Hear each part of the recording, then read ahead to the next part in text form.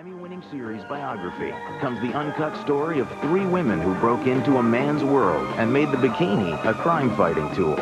Charlie's Angels as Blow Dry Week begins on Biography. Premieres next on A&E.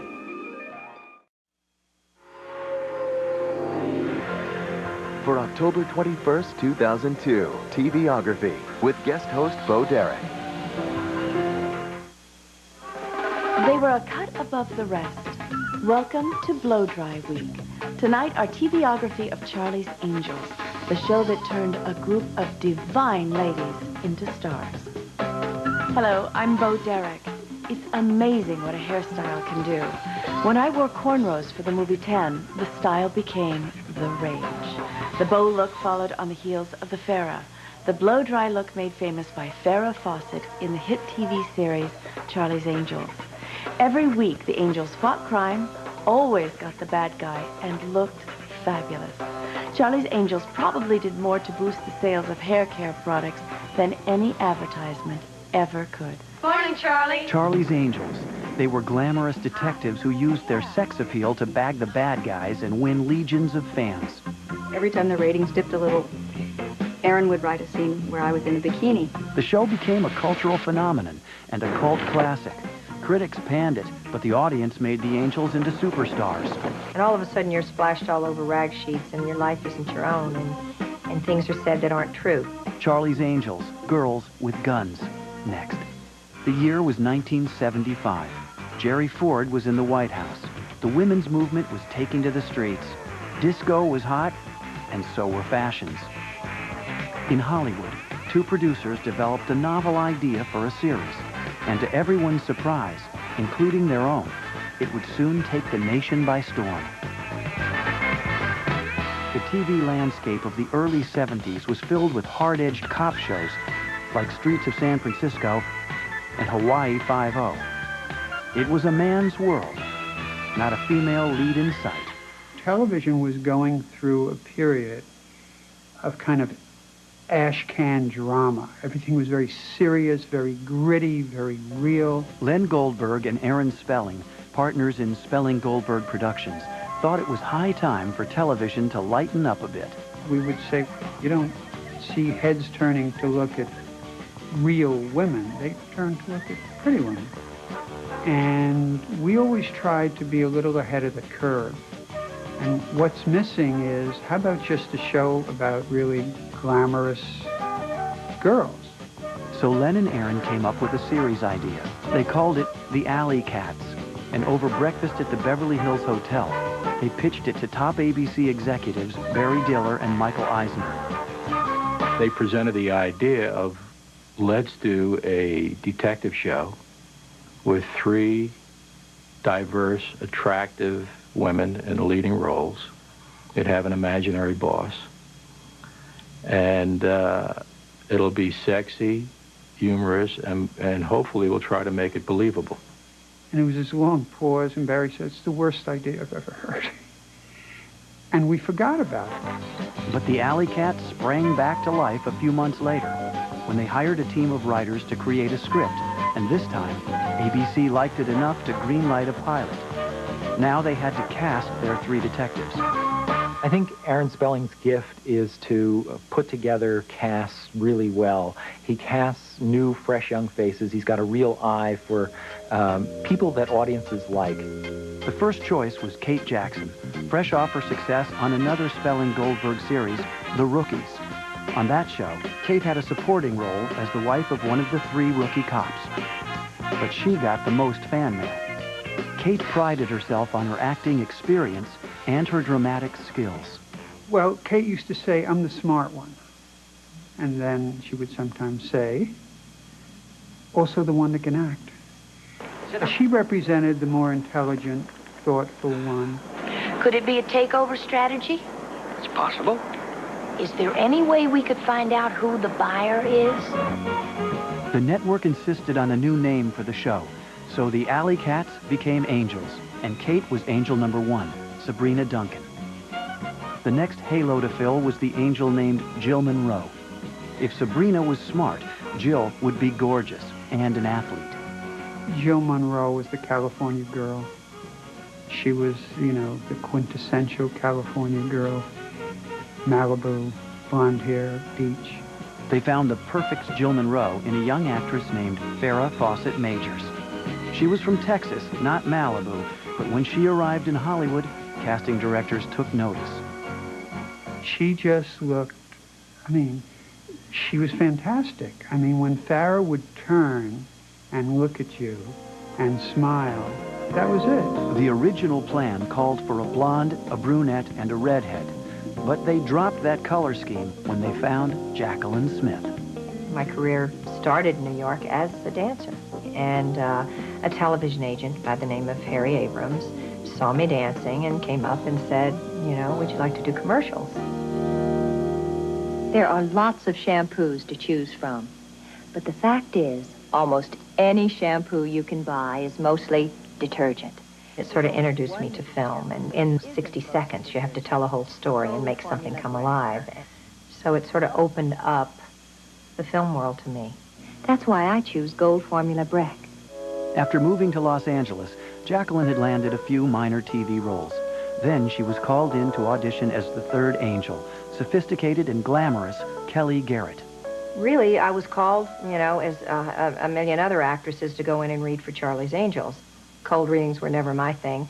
I was a little nervous reading, and it wasn't a particularly good reading. But it was obviously good enough. Jacqueline would be angel number 3. Charlie's 3 angels were lined up. Now it was time to cast Charlie Townsend, their boss. Good morning, angels. Morning, Charlie. Only the voice of Charlie would be heard, but that voice proved hard to find. Finally, Aaron Spelling called an old friend, John Forsythe. He's the most elegant man and a great voice. And he used to come in once every 2 weeks and do 2 episodes in the morning. He would come in like an old-fashioned movie star, beautifully dressed with a sport coat and a sweater or a shirt and tie and or an ascot, and come in and do it. Then he would have lunch at the commissary, and then he would go to the racetrack. But that was the best job in television. I'd like to place a call to Los Angeles, California. Forsythe didn't want to be billed in the show's credits, adding another note of mystery to the role. And that glimpse of Charlie's back in every episode, it was actually a stand-in. And Charlie, he had sex at the end, or whatever. I don't know what he did after the cut, but he did something. I can still pick up a piece of luggage on my own. Besides their mysterious boss, the Angels needed someone to act as a go-between with Charlie. David Doyle would get the role of John Bosley. You don't understand. Things are starting to heat up. We just wanted someone who would remind you of your uncle, your favorite uncle. And we kept looking for that quality, and we thought David had it. And you would never think there was anything going on between him and the girls other than he was their favorite uncle, and they could rely on him and count on him. Like Forsythe, Doyle was a veteran actor. Sooner or later, you're going to try a White Owl. And when you do, we got you. And total professional, came to work prepared all the time. He used to say he had the second best job in television, next to John Forsythe. Charlie's Angels was cast and ready to roll, but how would the audience react? When the Charlie's Angels pilot aired as a TV movie on March 21st, 1976, the Angels proved they could pull in an audience. When the show debuted, it exploded. Just exploded on the scene. The 3 leading ladies were just magic together. And the show got like a 48 share. And Aaron and I looked at each other and we said, there's something here. It was, and the network couldn't believe it either. I mean, it was a giant rating for this. But ABC questioned a basic concept. How could 3 gorgeous women fight crime without more male help? Well, actually, in the pilot, the network wanted us to have another character, another guy. The second man, played by David Ogden Stiers, was there to lend an extra hand if the girls got into trouble. So we had David Doyle, and we had this other character, and the three girls, and they were falling all over each other. When we went to series, we said we want to drop the guy, and the network said to us, well, who's going to save the girls at the end? And we said, they're going to save themselves. And we used the example of Policewoman, because they said, well, look at Policewoman. That series starred Angie Dickinson as a cop with a male partner played by Earl Holliman. Angie was doing Policewoman at the same time, and but she had to call Earl Holliman to come to the rescue. Come, Mr. Holliman, I need you. And he would come to the rescue. Well, what if you only had a choice of one person? Would you have Earl Holliman or Angie Dickinson? You can't have both. They said, well, Angie Dickinson. I said, we got three. We don't need it. And three more Earl Hollimans. So David Ogden Stiers was let go. He went on to star as Major Charles Winchester in MASH. The network had another concern with the scripts. There seemed to be more emphasis on cheesecake than smart detective work. Hi.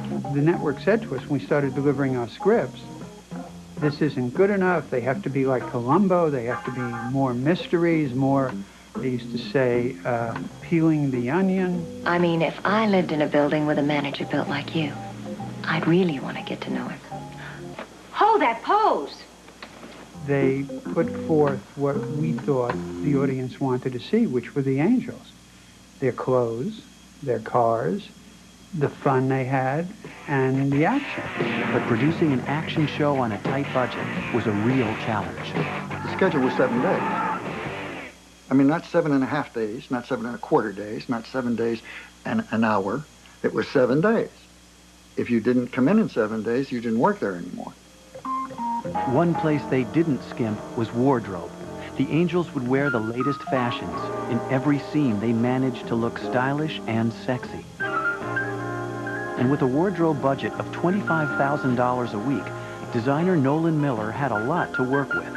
There were no other shows that really concentrated on the look of the star, not episodical television, and certainly they did not spend that kind of money. Nolan Miller's beautiful gowns and classic outfits helped create the show's unique look.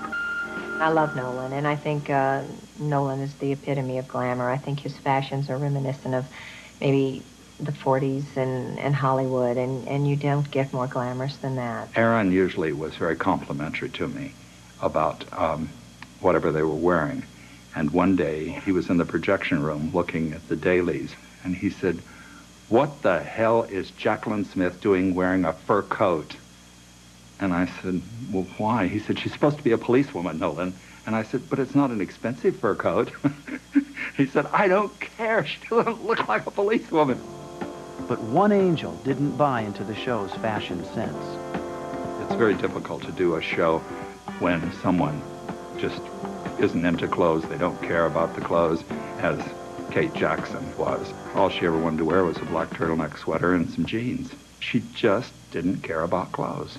Kate, and I say this with love, never wanted to do costume fittings. If she could have stood behind the bar and worn a turtleneck and the same pants, she would have been happy. Whereas Farrah and I, we loved fashion and we loved the clothes. We'd go and look for what we wanted to wear. They would go shopping on Rodeo Drive on Saturday, and Monday morning I would hear Jacqueline, "I have a list of things that I just love." Farrah wanted to be sexier and more avant-garde. When the Paris runway started showing chiffon blouses, things with no bra under them, everything, Farrah was the first person that wanted to get rid of the bra. We were in a time frame where bralessness was next to godliness, if you were a lady. They were not wearing bras. There was not anything directed at make them as sexy as you can. I mean, how can they not look sexy? I mean, they loved showing flesh. While the Angels were losing their bras, the ABC censors were losing their cool. The censors were always checking the wardrobe, and I don't know what happened that they started relaxing. that kind of thing, because the first time that the girls started going without their bras, the public nicknamed the show with the jiggles. Well, all I know is it's really tough on my legs. Those two. Charlie's Angels was pegged as Jiggle TV only due to the fact that none of the women wore usually any bras. And of course, when you're running after bad guys, you jiggle. That's what happens. The thrust of the press was this was a sexy, overly sexy, trying to think of the word now, whether it was giggly or wiggly or... Do you mean jiggle?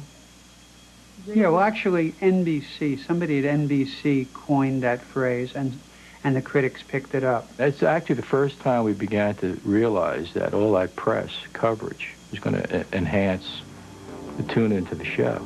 Jiggle TV or not, Charlie's Angels was now a certified hit, and the three actresses were stars. But one angel would become a cultural icon. At the time, she had a very famous swimsuit poster. To this date, it's the largest selling poster of all time. It sold over 8 million copies.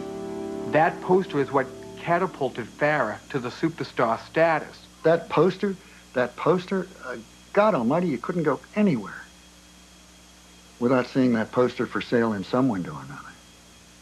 You know, people say sex is written in her hair, and, you know, there's also controversy about her nipples, and there's all that, you know. But you look at it, it's all American. It's like apple pie. That's Farrah Fawcett, you know. And she just, at that moment, captured what we were at the time in the 70s and became the icon. Very much like Marilyn Monroe. She owned it. She owned the screen. She owned everybody watching it. She just had that magic about her. You know, people always say, what makes a star? I don't know what makes a star, but you know it when you see it. Like many stars, Farrah had her own line of products, including what else? Farrah Fawcett shampoo. I just took a shower with Farrah Fawcett. Shampoo, Joe. He just took a shower with Farrah Fawcett shampoo.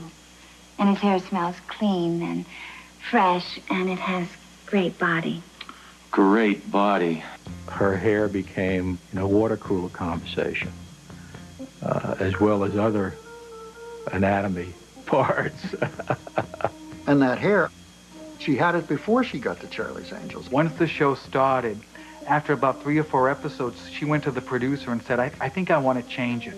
And the producer knew that was a look that was becoming popular. And he said, oh, no, could you just have it just a little bit longer? She had gotten to such a level that women would go into beauty parlors and say, do me a Farrah. They all wanted that haircut. Who knows how many women burn their hair trying to get that look. Well, I just remember what an incredible craze it turned into. Everybody, if they didn't have blonde hair and they wore a wig, the whole world was running around in a Farrah wig. Number 4, the Foxy! Farrah helped catapult the show into the ratings stratosphere, but its real success was based on the ensemble and the show's unique and unlikely concept.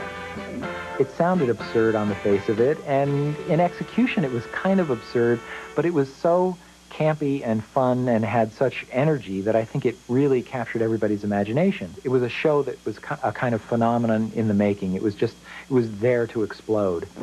There's 3 angels.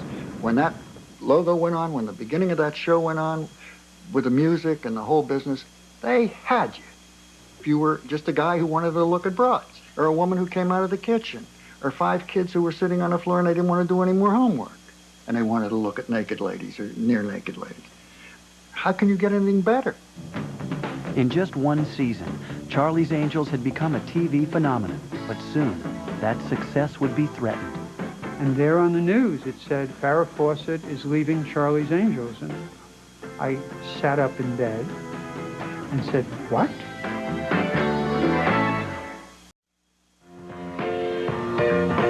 Charlie's Angels was a smash, and the Angels were superstars. But fame always comes at a price. Being famous took some getting used to.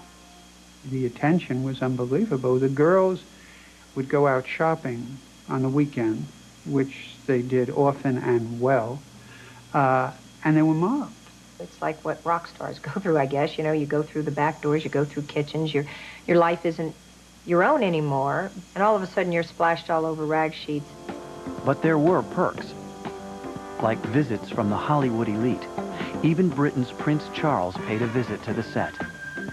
He didn't just want to meet us. He was very inquisitive about the lighting and the sets, and, you know, he really wanted to learn. We signed a picture for his dad, all of us together. He posed for the photographers and said, now you know why they call them Charlie's Angels. Another aristocratic fan got a little carried away. One day, Aaron's assistant, Brett Garwood, called me and said, the man from the Middle East would like to buy Charlie's Angels. He mentioned who he was, some sultan or something. And I said, okay. I gave him the name of our distributor for international. And he said, no, we want to buy Charlie's Angels. And we had this who's on first conversation. Yes, we'll call this man. And no, what he wanted to do, they wanted to buy the girls.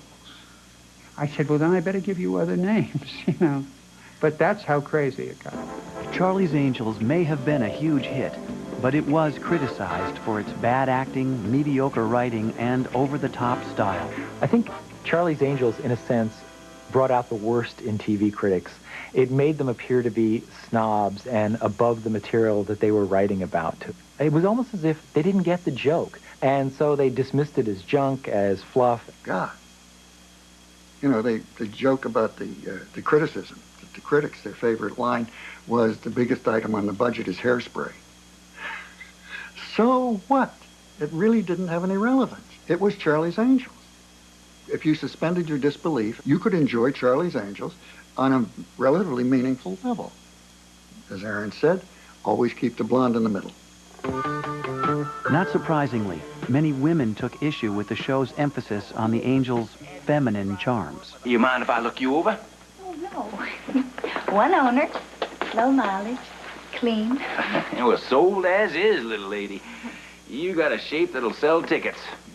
What hurt the most was feminists criticized it. I don't understand. I mean, we're doing the wrong thing by having the only 3 women leading in an action-adventure series. I'm sorry, I don't understand what you're talking about. I thought we were paving the way for women to, you know, have a voice in television and to be playing something other than, you know, a nurse or a wife. As far as the producers were concerned, the critics were missing the point. We did want to make a statement that said women could be beautiful and smart and strong and lovable. They could be everything. We didn't set out to change the world. What we had in mind was a 33 share, basically. That's what we had in mind. Okay, so they weren't doing Shakespeare. And in fact, there was no getting around the series' escapist quality. Occasionally, the show was downright campy. When Aaron and I were selling the show to Freddie Silverman, who was head of programming, what would some of the upcoming episodes be? And we said, well, there's going to be one where they have to go into this women's prison to find out something that's going bad there. Can you imagine a writer going, oh, okay, let's put the Angels in prison, okay, and, then we'll make them prostitutes, okay, and make them work in the potato field. Oh, yeah, that sounds really good. And someone said, okay, let's do it. You know, you're like, what? And eventually they're handcuffed together and they're running through the swamps, soaking wet, and it's called Angels in Chains, our highest rated episode ever, and one that the network chose to repeat. They would play it every week if you would allow them to. It was a crazy episode, but everyone loves and remembers that episode. They're like getting sprayed in their towels, and they're walking around in their towels, and you know, they're getting massages and towels all over the place, angels and towels. So it could have been an episode. Oh, okay. Interesting. By the spring of 1977, Charlie's Angels was a hit show and a pop culture phenomenon. But everything would soon be placed in jeopardy when Aaron Spelling and Len Goldberg received some shocking news. I was home watching television on a Monday night, watching the news, and there on the news it said Farrah Fawcett is leaving Charlie's Angels. And I sat up in bed and said, what? And he called, and he said, hold the fort. We may lose Farrah. And just slow down. Don't do any more. Farrah was just 1 year into her 5-year contract, but she wanted out. She was determined to make movies. While negotiations began with Farrah and her lawyers, the press had a field day. When Farrah was going to leave, do you think Farrah's going to leave? Is Farrah going to come back? Is Farrah? People were involved with the show. It was practically headlines in the papers that the studio was having a problem with Farrah, and she wanted to leave the show, and they even were in court over it. She said, I want to be in movies. Aaron and I went to Columbia Pictures and came back with the following deal for her. They would develop 3 scripts for her with her input. Aaron and I would have nothing to do with it, and she just said, no, I'm leaving the show. I think if you're really unhappy on something, then, you know, you have to analyze that and maybe, because if you're negative, you're bringing it down for everybody else. Now the producers and the network were worried. Could Charlie's Angels survive without Farrah? Well, Farrah was so popular that I think they worried about the impact it would have on the show. And Aaron and I were very concerned because although the other angels were terrific, Farrah had seemed to step in forward of the 3 angels and had gotten the most press, the most attention, the most publicity. And so when you hear after 1 year that she's leaving, you're very concerned. Nervous about their show's future, Spelling Goldberg Productions agreed to release Farrah from her contract. People to this day think that Farrah stayed for 3 years and Kate and Jackie stayed for 5 years. That's their memory of it. When I would tell the press, when they would talk, you know, for the movie, they would talk about the series, Farrah was only there for 1 year. They would say to me, no, you're wrong. I would go, okay, I guess I'm wrong. But because the memory of Charlie's Angels is so strong that they imagine that they stayed much longer than they did. Now Len and Aaron were desperate to find a new angel. They turned first to a young actress who specialized in playing victims. It was the opening of an episode, and a girl walking down a dark alley turns and screams and then gets raped or mugged or killed. And that was Cheryl Stoppelmoor. My poor mother calls me and says, are you going to do any shows where you don't get killed or raped or anything in the first 5 minutes of the show? I said, I hope so. That's what I'm working toward. Cheryl had grown up in South Dakota and sang her way into show business. Her first big break was singing on the cartoon series Josie and the Pussycats. I thought, doesn't get any better than this. This is great. I'm here. I've arrived. And then I was like a 7-year overnight success. Next came commercials and small TV roles, marriage to studio executive David Ladd, and a name change. And I must say that my husband, David Ladd, at the time was after me all the time to not use Stoppelmoor because it wasn't a great marquee kind of name. So Cheryl Jean Stoppelmoor became Cheryl Ladd. Aaron Spelling was reminded of Cheryl while dining out one evening with Nolan Miller. David Ladd and Cheryl came by the table to say hello. And Cheryl, you just took one look at her. She was so beautiful. And she had a smile like Farrah's. She could melt an iceberg in 20 paces in about 3 seconds. And Aaron said, are you coming to the studio tomorrow? We are picking a new angel. And I said no, thank you, because I didn't think that was the kind of show I wanted to do. And I certainly was, like everyone else, just sort of blown away by the phenomena of Farrah and all of that. Cheryl Ladd walked away from the part. After thinking about it briefly, I just really didn't think that's what I wanted to do. What would it take to get Cheryl to change her mind? In just one season, Charlie's Angels had captured the hearts of the TV audience, but its success was threatened by Farrah's departure. And Cheryl Ladd, who could be the perfect replacement, wasn't interested. And I guess they saw hundreds of girls, and he called me back and he said, just come and talk to me. I want to know what your concerns are. So I told him, first of all, being in this position after working so hard and studying acting for 7 years, and I don't see myself in this show. And he said, well, what would make you comfortable? I said, if I could be a funny person and not have to take it too seriously, and particularly not have to try to be Farrah, which I thought was death for anyone that attempted it. Maybe we will work with her, and maybe we won't. So we created this Chris Monroe character who was really the rookie. Because America really does fight for the underdog. They cheer for you, especially if you try really hard and you're funny. They always want you to win. Aaron's idea about her being Farrah's sister inside the show was brilliant. Because the audience loved Farrah. They really did. I mean, what else would have ingratiated her? All she had to do was come in and be good. It was official.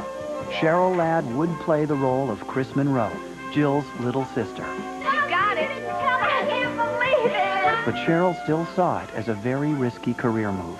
There was Jacqueline and Kate and David Doyle and everyone on the crew who had a hit show that didn't know if their hit show was going to have any more life. Thought if they just really hated me and the show went off the air because I came on it, I'd never work again. When shooting began for the season premiere, the press, the cast, and the producers held their breath. It was overwhelming in the pressure of it. So I just went on the set, and at that time, Farrah was Farrah Fawcett Major, so I wore a T-shirt that said Farrah Fawcett Minor. And I got a good laugh, and everybody realized that it just broke the tension right away. I think they felt let down by Farrah at the time. That made it easy. Everybody was welcoming to her. David Doyle just took me under his wing, and he just immediately said, "You're going to be great, kid, you know. Come on, let's have some fun." And he just let me know that he was on my side. But with the fun would come a lot of hard work, long hours, and stress. But we all had a pact, really, that no matter what happened, that we were a team, that we were the Three Musketeers, and nobody was going to say anything about anybody that could remotely be misconstrued. We were all holding our breath for the first show to air. On September 14th, 1977, the season premiere aired, introducing Chris Monroe. Set in Hawaii, the episode surpassed everyone's expectations, raising the series ratings to new heights. Creating this Chris character was a constant. I was trying to come up with funny ideas and things. The rookie angel, you know, one who would make mistakes and is not always perfect. I hope I created lots of little Chris moments where she became very human and very real and funny. Who could hate Joe Monroe's little sister? You know, hating Farrah Fawcett's sister is would be un-American, basically. Cheryl Ladd's Chris was funny and charming, but she had another asset that the producers would make the most of. I remember when we did Angels in Hawaii, and she came up out of the water in her bikini onto the boat. Case closed. I was one of the first people on television that wore a kind of French cut, high cut, I guess they call them string bikinis now. You know, it was a glamorous show. I wore a bikini when I was on a beach or at a swimming pool. Kate never put on a bikini. I don't even know if she put on a bathing suit. They didn't want to just be like bare skin all the time. They wanted some reality to this show. I mean, it was stretching it as it was. But there were certain times when it was reasonable that they were in a bikini or something. But the real reason for all the bikinis was obvious. Jacqueline says this all the time. She said that every time the ratings dipped a little, Aaron would write a scene where I was in a bikini. And I finally went in and I said, look, I'm somebody's mother. This is getting a little humiliating. If I'm going to wear a bikini, I have to be somewhere near water, okay? Because I'm not just going to run around in a bikini for no apparent reason. It was just getting stupid. So I decided that I would choose the bikini that I knew would not pass standards and practices. They actually had those things in those days. And the whole time we rehearsed, I had a robe on. And when it was time to do the scene, I took the robe off, and everybody goes, Cheryl, what are you doing? Aaron wants a bikini, and this is the one I'm wearing. And I said, oh, no, we can't film that. And I said, no, he wants a bikini. This is the one I'm wearing. I made my point, and the next day I got a little note, and he said, tell the little rebel I got the message, and we will never do this again, will we? Over the next 2 seasons, Charlie's Angels remained one of the most popular shows on television, a mainstay of the ABC schedule, climbing to number 4 in the Nielsen ratings. As for Cheryl, she was riding the wave of celebrity that came with the role. even relaunching her singing career with a top 40 hit single. But by the spring of 1979, another angel was ready to take flight. Kate, I think, finally just said, I've done it, and now I want to move on with my career. Kate may have reached her limit when the demands of shooting Charlie's Angels forced her to turn down the lead in Kramer vs. Kramer. That part went to Meryl Streep, who won an Oscar. But at least she gave us warning, and we talked it through, and so that was fine. Hot, young, up-and-coming actresses lined up to try out as the new Angel. Connie Sellecca, Barbara Bach, Shari Belafonte, and Michelle Pfeiffer. Among the candidates, a young model and actress named Shelley Hack. Shelley was already familiar from magazine covers and the Charlie perfume ads. The look and style of this Charlie girl, not her acting ability, would be the deciding factors. Shelley came to the studio, and everyone in wardrobe fell in love with her. And I begged Aaron, please hire her. She's so chic and she's so great, and no matter what she wears, we put her in a white shirt and something, and she pushed the sleeves up and turned up the collar, and she just looked fantastic. And we pleaded and begged, and Aaron finally decided, okay. So Shelley was in, and Charlie's Angels would go on. But how would the rest of the trio and the audience take to this new angel? You're watching Charlie's Angels, part of Blow Dry Week on Biography. From the Emmy-winning series Biography, he was the little prince of his family, but he wanted to be the queen. I always had shame attached to anything that was masculine. But being a drag wasn't all glam. It was truly the darkest period of my life. RuPaul as Blow Dry Week continues on Biography. Tomorrow at 8, 7 Central on A&E. By the fall of 1979, another new angel was trying to find her place in the cast. Shelley Hack's character, Tiffany Wells, came in with her own distinctive style. I remember when we chose Shelley Hack, we thought she gave us an Eastern Connecticut kind of breeding. Could be a little different. And she tried hard, and she was good. The show's producers also decided that the Angels' wardrobe should be updated to reflect the latest fashions. The glam look was in. High-heeled shoes, satin tops, lots of rouge, and very tight spandex pants. But even with a glamorous look and numerous wardrobe changes, the new Angel was in for a rough flight. The critics complained that she couldn't act. I think they got a little overly confident that it would turn out all right. They didn't really hone who that character should be. They were not perhaps as diligent with it as they should have been. They didn't help her enough because she was just sort of someone that just was fitted into scripts already written, and they hadn't really focused on who Tiffany should be and what she should add to the group. I think that poor Shelley suffered from that, and that was a shame, but I certainly don't think it was all Shelley's fault. After only one season as Tiffany, Shelley Hack was out. It just didn't seem to be clicking. It's that magic didn't happen. Maybe we were wrong. Maybe we pulled the trigger too fast. Maybe it wasn't Shelley Hack, but we just thought we had to move on. It was yet another shock for the show's fans and for the Angels themselves. Well, we were really upset about it, Jacqueline and I both, about her going. And we let that be voiced, that we were losing viewers and that they needed to do something else. It was just a terrible time, and certainly not a good time for Shelley. To save their crime-fighting trio, the producers turned to an actress named Tanya Roberts. She was a former dance instructor and model who had been in a string of TV pilots, usually wearing a bikini. Tanya was just a wild card, and on every level. And she was absolutely the most gorgeous thing you had ever seen in a bathing suit. So she got to do a lot of the bikini stuff. I got to wear many fewer bikinis than when Tanya came, which was nice for me. She'd be a different kind of angel. Her character, Julie Rogers, was street smart, brassy, and of course, drop-dead gorgeous. Very sexy. Very sexy. Did I say very sexy? She was a hoot. I mean, she really was a hoot. She was, again, trying to find someone who could work as an angel, who you'd believe is an angel, but who was totally different. than by now our Legion of Angels. And so she had this kind of free-spirited, one could say, quality to her. But in spite of her spirited and sexy performance, Tanya's career as an angel was short-lived. The Angels' 5th season would be their last. Everybody knew that the show was getting a little stale. And I think I had wrung about every good idea I could come up with for Chris Monroe out of myself at that point. It seemed like we were rehashing a lot of the old tricks, and I don't know. It was, you know when it's time. So actually, Jacqueline and I were ready for it to be over. We just thought it had run its course. We thought 5 years was enough.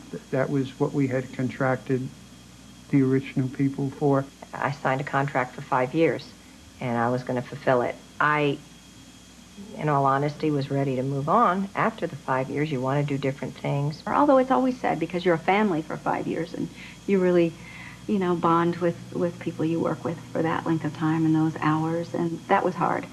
On June 24th, 1981, the final episode of Charlie's Angels aired on ABC.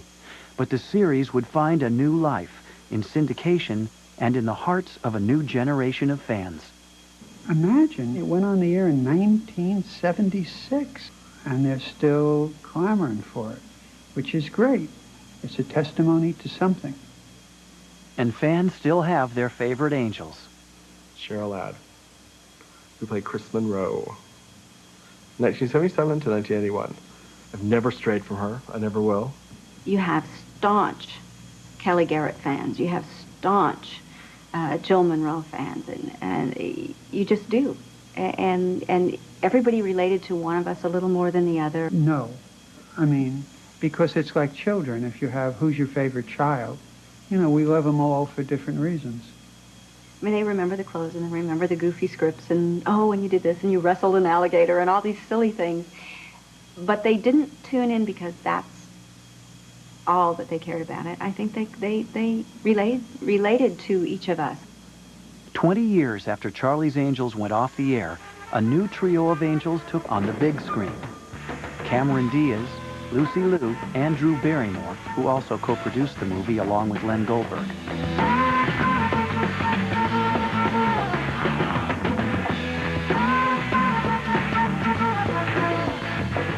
More than a nostalgia trip, they wanted their movie to be an update of the original, capturing the same spirit. The one thing that hasn't changed is the idea that these three girls love each other and get along with each other, and that they're friends. Because when we were casting for the third angel, Drew and Cameron made a point. They said, we want someone that we can be friends with, not someone who's going to steal our boyfriend. And that said it really well. That's what we want. And I thought, yeah, that's what the audience wants too.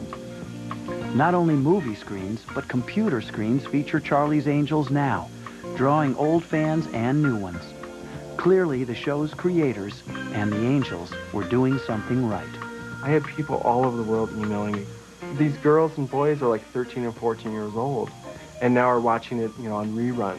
And it amazes me even today now with, the new movie, how empowering, Charlie's Angels still is today. If somebody had said, will they be interested 20 years later, I would say absolutely not.